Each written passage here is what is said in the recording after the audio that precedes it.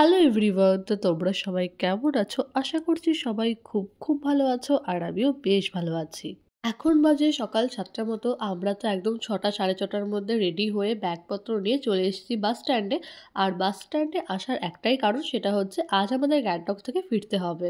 এই কয়টা দিন তো বেশ মজায় কেটে গেল। আমি যতদিন গ্যাংটকে ছিলাম প্রত্যেকদিনই তোমাদেরকে বলেছি ওয়েদার খুবই খারাপ ছিল, কিন্তু আজকে যেই আমরা গ্যাংটক থেকে চলে যাব একেবারে সকালবেলা রোদ ঝলমলে ওয়েদার। যাই হোক, এটা হচ্ছে গ্যাংটকের সরকারি বাস স্ট্যান্ড। এখানটায় প্রচুর বাস রয়েছে, তোমরা যে কোনো জায়গায় যাওয়ার জন্য বাস পেয়ে যাবে। আর আমরাও শিলিগুড়ি বাসে করেই যাব।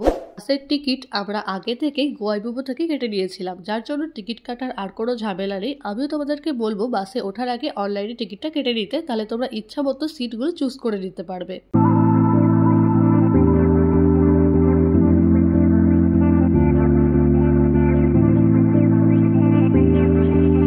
আরেকটা কথা বলে দিই, গ্যাংটক থেকে শিলিগুড়ি যাওয়ার জন্য তোমরা কিন্তু সারাদিনে ওই ৪-৫টা বাসই পাবে। আমরা যেই বাসটা বুক করেছিলাম সেটা ছিল একদম সকালবেলা।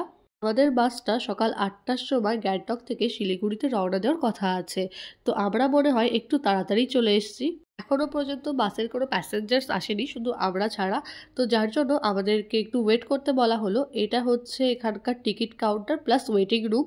এখন ঘড়িতে ওই ৭:৩০ মতো বাজে। দোকানপাট সবকিছু এখানটায় বন্ধই রয়েছে, শুধু টিকিট কাউন্টারটাই খোলা রয়েছে। এখানে বসার জন্য চেয়ার দেওয়া রয়েছে। আর এটা হচ্ছে আমি, আর এই যে হচ্ছে আমাদের লাগেজ। আমরা বাড়ি থেকে যা নিয়ে এসেছিলাম কেনাকাটা করতে করতে আরো ২টো ব্যাগ এক্সট্রা হয়ে গেছে। এগুলো কিন্তু সবকটাই টিকিট কাউন্টার। আর তোমরা শুধু অনলাইনেই না, চাইলে অফলাইনেও টিকিট কেটে নিতে পারো। এটাই হচ্ছে আজকে আমাদের শিলিগুড়িতে যাওয়ার জন্য বাস।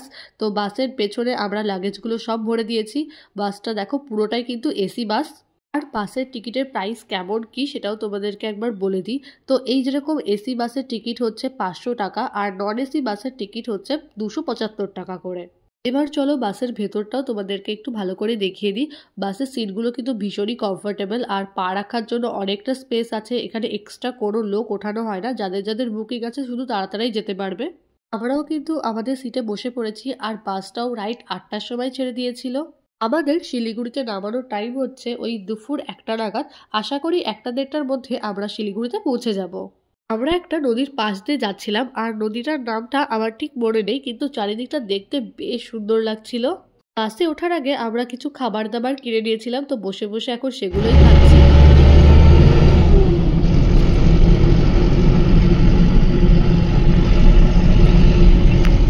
শিলিগুড়িতে যাওয়ার জন্য শুধু বাসই নয়, তোমরা কিন্তু শেয়ার গাড়িও পেয়ে যাবে। তোমাদের কাছ থেকে ওই পার পার্সন ৫ থেকে ৬০০ টাকা করে নেবে। আমি তোমাদেরকে বলতে পারি তোমরা কিন্তু ওই গাড়িতে করে এতটা কমফোর্টেবল জার্নি করতে পারবে না, কারণ জার্নিটা অনেকটা লম্বা হয় শিলিগুড়ি থেকে গ্যাংটক।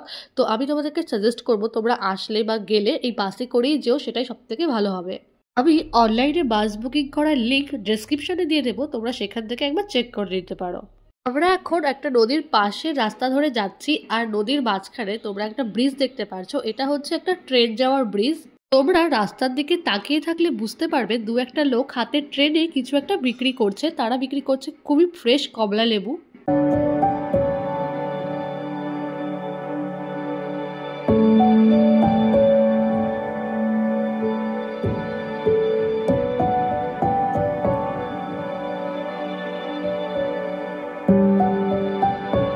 বাসে করে আস্তে আস্তে আমি কিন্তু একটা টানা ঘুম দিয়ে নিয়েছি।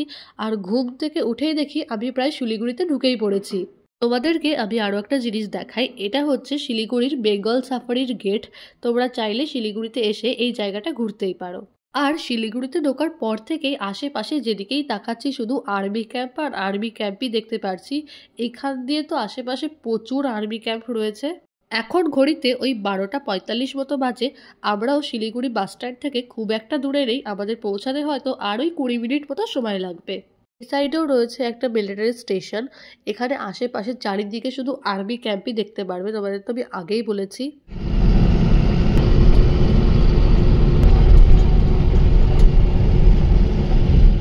ফাইনালি আমরা শিলিগুড়ি বাস স্ট্যান্ডে পৌঁছে গেছি, আর আমরা বাসের থেকে সব লাগেজগুলোও বার করে নিয়েছি। তাহলে আজকের মতো ভিডিওটা তাহলে এখানটায় শেষ করছি। ভিডিওটা ভালো লাগলে একটা লাইক করে দেবে। আর আমার চ্যানেলে যদি তোমরা নতুন হয়ে থাকো তাহলে অবশ্যই চ্যানেলটা সাবস্ক্রাইব করে দেবে। দেখা হবে পরের একটা ভিডিওতে। আজকের মতো টাটা।